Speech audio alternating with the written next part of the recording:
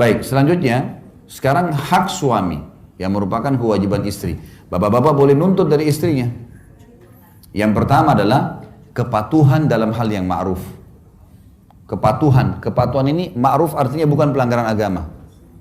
Saya mau kau temanin saya duduk ngobrol sebentar. Duduk.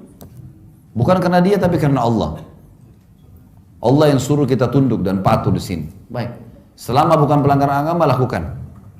Sampai kata Nabi SAW, wanita manapun yang patuh sama suaminya, seluruh malaikat di langit, semua bintang-bintang yang ada di langit termasuk bulan dan matahari, bahkan hewan-hewan yang ada di lautan beristighfar untuknya. Ini hadis yang mulia. Ibu-ibu garis bawah itu. Semua istri yang taat sama suaminya bilang A ya A, B ya B, semua diikutin sama dia. Karena Allah, semua malaikat di langit, semua bintang-bintang termasuk bulan dan matahari, semua hewan-hewan termasuk ikan-ikan yang ada di lautan beristighfar untuknya. Dan wanita manapun yang keluar rumah tanpa izin suaminya, maka malaikat akan melaknatnya sampai dia kembali. Laknat ini diangkat berkah hidupnya, gitu kan. Siapapun wanita yang memalihkan wajah dari suaminya karena kesombongan, maka juga akan membuat Allah yang di langit murka padanya sampai dia buat suaminya ridho. Dalam hadis yang lain dikatakan, wanita manapun yang meninggal dunia, suaminya ridho. Tahu ridho ya? Ridho itu merasa kehilangan sekali. Ridho itu seperti kita disuruh bilang, cari ridho orang tuamu. Ridho itu sesuatu yang kita berikan kepada orang lain yang membuat dia sudah sangat puas. Kalau ditanya mau apa lagi sudah nggak ada. Itu ridho namanya. Wanita manapun yang meninggal dunia sementara suaminya ridho, ya, kecuali pasti akan masuk ke dalam surga, dijamin. Jadi ibu-ibu jangan meninggal suaminya bilang alhamdulillah. Ya. Harus meninggal suaminya merasa kehilangan, karena selama hidup khidmah luar biasa gitu. Dan ingat kata kunci pertama tadi saya sebutkan di awal pertemuan ya, semua karena Allah. Ini ibadah. Layani pasangan, penuhi kebutuhannya, bukan karena dianya. Ini boneka-boneka yang Allah titip. Orang tua kita bakti, bukan karena orang tua kita, karena Allah. Anak-anak kita didik, kasih makanan segala, bukan karena mereka, tapi karena Allah semuanya. Karena Allah yang suruh, jadi kita lakukan. Kenapa kita sujud menghadap Ka'bah? Ka'bah rumah, karena ada perintah Allah, gitu kan? Kenapa kita sholat 5 waktu? Kenapa harus kita wudhu? Kenapa nggak gitu aja semau kita? Nggak bisa, karena Allah semuanya. Jadi begini kita lakukan. Siapa yang mengerjakan ibadah selain daripada untuk Allah, maka riya namanya, nggak boleh. Allah nggak terima. Jadi harus kita fahamin masalah ini. Semua karena Allah. Taat adalah kewajiban pertama. Sampai ulama mengatakan kalimat akad nikah. Pada saat si ayah wanita mengatakan, saya nikahkan kamu sama anak perempuan saya, Fulana binti Fulana, dengan mas kawin ini, sama dengan bahasanya dia bilang gini, saya sekarang sudah lepas tanggung jawab ya, ini anak saya yang selama ini Allah titipin, saya serahkan ke kamu. Terima? Terima. Baik. Sekarang berarti sudah pindah ke suaminya tuh. Ya? Kenapa warisannya ibu-ibu dalam Islam satu? Kenapa bapak-bapak dapat 2? Karena ibu-ibu dalam semua keadaan aman. Selama seorang wanita dalam Islam belum menikah, maka kewajiban ayahnya menafkahinya. Sudah menikah, kewajiban suaminya menafkahinya. Aman semuanya. Artinya ayah harus siapin makan, minum, pakaian, tempat tinggal. Sudah menikah suaminya harus begitu. Kalau laki-laki enggak. Anak laki-laki itu wajib kita nafkahi sebagai orang tua hanya sampai balik. Setelah balik sunnah. Jadi teman-teman di sini nggak boleh sudah menikah tuntut ayahnya, ayah kasih saya kan anak, nggak bisa. Anak laki-laki cuma sampai balik. Setelah balik itu sudah sunnah. Jadi salah tuh kalau anak laki-laki nuntut ayahnya beliin mobil, beliin motor sementara kuliah, nggak ada urusannya itu, nggak ada kewajiban ayah lagi. Sudah sunnah bagi dia. Tapi anak perempuan nggak. Sampai dia menikah. Kalau dia gadis tua pun tetap wajib ayahnya biayai. Nggak bisa nggak. Setelah menikah suaminya, makanya warisannya satu, karena gak ada tanggung jawabnya. Tapi laki-laki setelah menikah pun harus tetap bakti sama ibunya, bakti sama ayahnya. Nomor 1 tetap orang tuanya. Perempuan juga bakti sama orang tuanya, tapi setelah menikah ayahnya, suaminya. Apapun suaminya katakan maka dia lakukan. Sampai tidak boleh seorang wanita dalam Islam puasa sunnah kecuali dengan izin suaminya. Suami lagi cuti hari Senin, dia biasa puasa Senin Kamis. Pamit dulu, saya mau puasa Senin, bisa nggak? Jangan, saya butuh ditemenin. Ya sudah, gak usah puasa, lebih didahulukan. Karena kalau ketemu antara hak wajibnya Allah dengan hak wajibnya makhluk, maka didahulukan hak wajibnya Allah. Misal, Bapak Ibu lagi sholat wajib, Allahu Akbar lagi sholat duhur, ibu kita manggil. Jawab panggilan ibu kan wajib, tapi kita sedang kerjain wajibnya Allah, maka nggak boleh dipatuhi makhluk. Tapi kalau bertemu antara hak sunnahnya Allah dengan hak wajibnya makhluk, kita lagi sholat sunnah, ba'diyah duhur, Allahu Akbar, ibu kita panggil, nak, berhenti sholatnya. Nggak boleh, karena jawab panggilan ibu wajib. Ini sekarang sunnah, walaupun haknya Allah. Kalau ketemu hak wajib Allah dengan hak wajib Allah, haknya Allah dahulukan. Tapi kalau sunnah hak Allah dengan wajib Allah, hak wajibnya makhluk yang didahulukan. Kita harus paham masalah ini. Jadi taat pada suami adalah hal yang sangat mendasar. Kecuali kalau disuruh maksiat. Suruh buka aurat, dilarang sholat, disuruh minum khamar misalnya. Atau disuruh duduk temanin teman-temannya dia laki-laki segala macam. Ini nggak boleh taati. Ini yang pertama. Yang kedua, sama tadi dengan laki-laki, memenuhi biologis. Ibu-ibu jangan samakan antara kebutuhan ibu biologis dengan bapak-bapak. Lain sekali. Ibu-ibu kalau tidak dirangsang, tidak ada masalah. Bapak-bapak tidak dirangsang pun bermasalah. Terbalik ya. Ibu-ibu tuh kalau tidak dirangsang, nggak ada masalah buat dia. Ibu-ibu kalau tidak ada, suami tidak datang, tidak godain, tidak ada syahwat, biasa saja. Bapak-bapak enggak, tidak ada masalah, tidak ada godaan pun bermasalah. Karena, ya ini secara medis ya, sperma itu komposisinya, kalau dilihat, kalau saya bedah sebuah buku, kalau Bapak Ibu ikutin di YouTube, itu ada mahkota pengantin. Sperma itu komposisinya termasuk ada api, ya. Panas tuh. Jadi kalau dia tidak tumpah, tidak ditumpahkan, larinya ke emosi. Jadi kalau ibu banyak suaminya suka marah, masalah di biologis tuh. Puasin di biologis, marahnya hilang. Kantongnya jadi terbuka. Senyum bibirnya, pasti. Coba bapak-bapak di sini ditanya deh. Kalau sudah terpenuhi biologisnya, sudah puas, mau beli ini? Ya, silakan. Mau ini? Ya. Coba tapi kalau ibu-ibu mau didekatin, tidak mau, malas ini, udah kiamat tuh. Mau beli ini nggak bisa, mahal tuh, nggak usah. Ini mau ke rumah orang tua nggak usah. Untuk apa ke sana buang-buang waktu segala? Dimarahin terus. Masalahnya kena biologis, betul ini. Ini masalah luar biasa. Karena bapak-bapak tahu atau tidak tahu, memang itu secara kejiwaan. Makanya biologis itu bagi laki-laki tidak bisa ditunda, bagi perempuan bisa. Pernah ada seorang wanita di zaman Umar bin Khattab radhiyallahu anhu. Perempuan ini kebetulan suaminya pergi jihad. Terus perempuan ini rupanya sudah 4 bulan suaminya nggak pulang. Ini perempuan lantunkan syair, dia bilang, kalau bukan karena kehormatan hubunganku sama Tuhanku Allah dan kehormatan suamiku serta keimananku, gitu kan, kehormatan diriku, maka aku akan membuat ranjang ini bergoyang. Maksudnya dia akan berzina. Umar lewat depan rumahnya. Umar bilang, hai hamba Allah, apa yang kau ucapin? Perempuan itu ketakutan. Tidak wahai perempuan, tidak, tadi kau ucapin. Apa kau niat mau berzina? Dia bilang, ya Amir Mu'minin, suami saya 4 bulan belum pulang dari medan jihad. Apa yang terjadi? Umar diam, Umar pergi ke Hafsah, anaknya, istri Nabi SAW. Nabi sudah meninggal di zaman khilafahnya Umar ya. Lalu Umar bilang, hai Hafsah, berapa lama wanita bisa tahan tidak biologis? Kata Hafsah, 4 bulan. Perempuan bisa 4 bulan tidak biologis.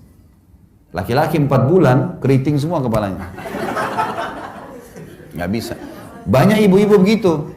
Ustadz, bagaimana saya lain suami saya ini setiap hari minta digauli, ya, bergaul. Memang begitu laki-laki. Wajar itu, gitu kan? Itu normal. Memang seperti itu kejiwaannya. Makanya Nabi SAW menggantungkan kepatuhan di sini. Sampai kata Nabi, kalau wanita sedang dicorong asap rumahnya, dipanggil sama suaminya untuk berhubungan biologis, datang.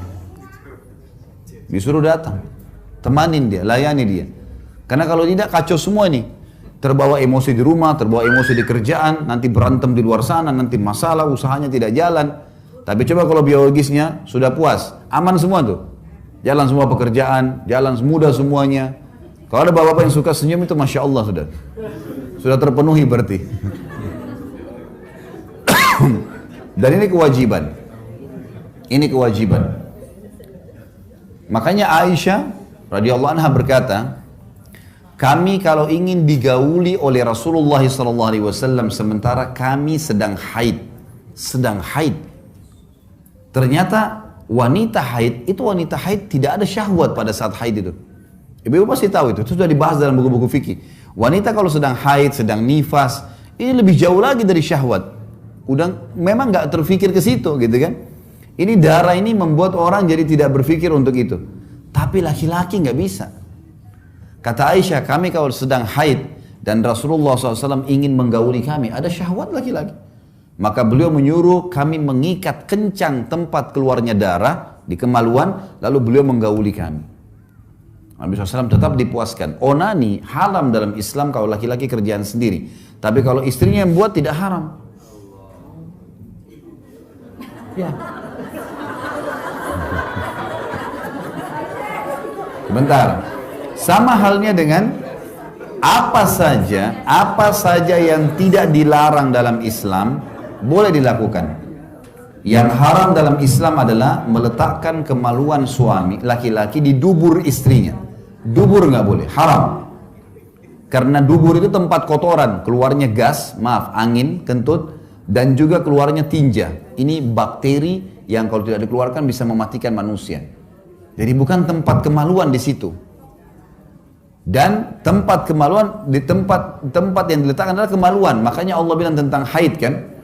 Ditanyakan kepada Muhammad tentang haid, katakanlah dia penyakit.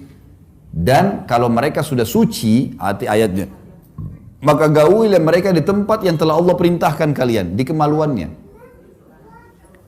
Oral seks termasuk dibolehkan. Apa saja selain daripada meletakkan kemaluan di dubur atau meletakkan kemaluan di kemaluan lagi haid dan nifas boleh dilakukan. Saya kasih contoh misal, teman-teman kita muhajirin, sahabat-sahabat Nabi dari Mekah, waktu hijrah ke Madinah teman-teman, rupanya tradisi orang berhubungan biologis di Mekah waktu itu, mereka menunggingkan istrinya dan mereka menggauli dari belakang, di kemaluan. Tradisi biologis orang Madinah adalah istrinya di bawah, suaminya di atas. Mereka nggak kenal gaya lain. Yang terjadi, waktu sahabat-sahabat muhajirin ini hijrah ke Madinah, banyak yang tidak bawa istrinya, akhirnya nikah sama wanita Ansar di Madinah. Waktu nikah sama orang Ansar, rupanya si suami mau gauli dengan cara Mekah, si istri Madinah nolak. Ini terjadi di zaman Nabi. Terdengar oleh Nabi SAW. Ini kasusnya, si istri nggak mau digaulin. Padahal kalau istri nggak mau digaulin berdosa nih. Gimana caranya? Turun firman Allah. A'udzubillahi minasyaitonirrajim. Nisa'ukum harthun lakum. Fatu harthakum anna syi'tum. Wa qaddimu li anfusikum. Istri kalian adalah ladang buat kalian. Datangi ladang kalian semau kalian dan dahulukan diri kalian. Artinya boleh digaulin dengan cara apapun selama bukan letakkan kemaluan di dubur. Yang dilarang itu saja. Karena Nabi SAW melarang. Allah melaknat laki-laki yang meletakkan kemaluan di dubur. Satu hal juga penting di sini Bapak Ibu sekalian. Jangan pernah belajar biologis dari film porno. Ini penting sekali. Karena ulama bilang, rasionalnya ya, sebagaimana manusia itu secara alami tahu makan masuk ke mulutnya, hidungnya dipakai bernafas, kupingnya dipakai mendengar, kemaluannya juga tahu di mana diletakkan. Sebagaimana dia tahu bagaimana mengeluarkan air seni atau kencingnya. Dia tahu itu sebenarnya. Masalahnya kalau orang nonton film-film porno seperti ini, pertama mendukung perzinahan. Orang lagi zina. Melihat auratnya orang lain. Ya. Dan pola yang dipakai adalah pola non-muslim. Menggauli di dubur, jorok, kotor, dan segala macam hal. Ini dilakukan. Dalam Islam semua bertolak belakang nih, nggak boleh. Kata Nabi SAW, dengarkan hadisnya. Manusia yang paling buruk kedudukannya di sisi Allah hari kiamat adalah suami atau istri yang sudah saling terbuka, saling merangsang satu sama yang lain, sudah hubungan biologis, lalu keduanya atau salah satunya menceritakan ke teman-temannya. Jadi nggak boleh bapak-bapak misalnya istrinya Masya Allah puasin dia luar biasa, lalu besok ketemu teman-teman, oh istri saya tuh begini, begitu, diceritain. Atau ibu-ibu, suaminya Masya Allah puasin, nggak perlu diceritain ke teman-temannya, suami saya tuh begini, begitu, begini. Kenapa? Karena efek sosial dan kejiwaannya berbahaya. Kalau kita lagi cerita sama teman-teman kita ternyata pasangan mereka tidak begitu, yang terjadi dia akan ganggu pasangan kita. Makanya banyak rumah tangga rusak, yang ganggu temannya suaminya, yang ganggu temannya istrinya. Karena dia yang cerita, pasangan mereka tidak seperti itu. Malah kita lihat dalam Islam disuruh tutupin. Kalau film ini malah ditontonkan. Ada sampai satu ibu ngeluh sama saya di Jakarta, dia bilang, Ustadz sampai pada tingkat penyakit ini, nonton film porno ini, sama suami saya, dari awal saya nikah sampai sekarang, kalau dia mau gauli saya, dia harus datangkan laptopnya di ranjang, nonton. Baru syahwat dia bangkit. Kalau enggak, dia bilang dia enggak ada syahwat lagi sama istrinya. Ini kan penyakit kejiwaan. Bagaimana bapak ibu tidak cemburu lihat pasangannya di sebelah, yang suaminya lihat perempuan lain, telanjang, yang si istri juga lihat laki-laki lain. Dan pasti di film lebih hebat daripada kita. Loh iya, didatangkan orang-orang yang luar biasa kan. Tidak mungkin orang-orang jelek. Dicari orang yang bisa laku karena mereka mau jual duit. Dalam medis, dalam ilmu medis, tidak sehat biologis kalau bayangkan orang lain. Ya. Pasangan setengah mati rangsang kita, kemudian kita bayangin orang lain, ini rusak semuanya. Tapi kalau kita tidak pernah tonton itu Bapak Ibu sekalian, kalau pernah dilakukan istighfar kepada Allah, ada di rumah rusakin semua. Mulai sekarang bangun biologis yang sehat. Pada saat biologis buka mata, lihat pasangan, nikmatin pasangan itu, kemudian insya Allah sampai kita kelimak. Mungkin butuh proses beberapa waktu, setelah nanti semua kenangan film-film itu hilang, dalam waktu yang berjalan nanti kita akan rasakan luar biasa kenikmatan karena kita menikmati pasangan kita. Ini yang real di sini, itu bahaya, itu cuma hayalan. Ini realnya yang harus. Tidak akan enak orang makan nasi sama tempe kalau yang dibayangin ayam. Mana itu?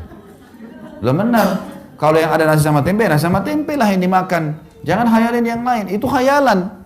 Mengganggu ini. Padahal ini sebenarnya di depan mata kita. Ini poin. Baik. Penuhi kebutuhan biologis ini penting. Ibu-ibu harus garis bawahi. Suami memang kebutuhannya mendesak. Sering minta itu pun adalah hal yang wajar. Hak dia. Ibu tinggal layanin dan menikmatin. Itu saja. Ini pahala dan ibadah. Gitu kan?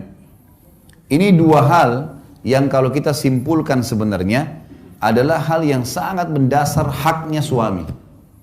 Kalau poin pertama tadi taat, masuk dalamnya tentu tidak boleh juga keluar rumah tanpa izin. Ya. Sampai kata Nabi SAW, wanita ahli surga adalah wanita yang kalau kau lihat ke arahnya, dia selalu menyenangkanmu. Dengan dandanannya, dengan pakaiannya, dengan godaannya, semua. Gitu kan? Dan kalau kau perintahkan, dia selalu patuh menjalankan. Ini kunci. Kemudian kata Nabi SAW juga wanita di surga adalah wanita yang kalau dia berbuat salah atau suaminya berbuat salah, dia datang kepada suaminya memegang tangannya di malam hari, dia mengatakan saya tidak bisa tidur kecuali kau sudah ridho dengan saya. Mungkin ibu-ibu bilang, kok kalau saya yang salah wajar, kalau dia salah bagaimana caranya? Ibu harus tahu ya, laki-laki itu karakternya, gengsinya tinggi. Jadi ternyata syariat Allah yang Allah turunkan lebih tahu siapa laki-laki, lebih tahu siapa perempuan. Bapak-bapak di sini misal, kalau kita lagi buat salah, lalu istri kita yang datang mengatakan kalau kau tidak ridho dengan saya, maka saya tidak bisa tidur. Saya pastikan bapak-bapak yang salah mengatakan saya yang salah, maafin saya. Tapi kalau tidak, maka dia akan muncul gengsi dan egonya. Jadi syariat datang memandu untuk bisa mengambil hati pasangan. Memang sudah paling tepat itu. Ini poin tentang masalah hak dan kewajiban.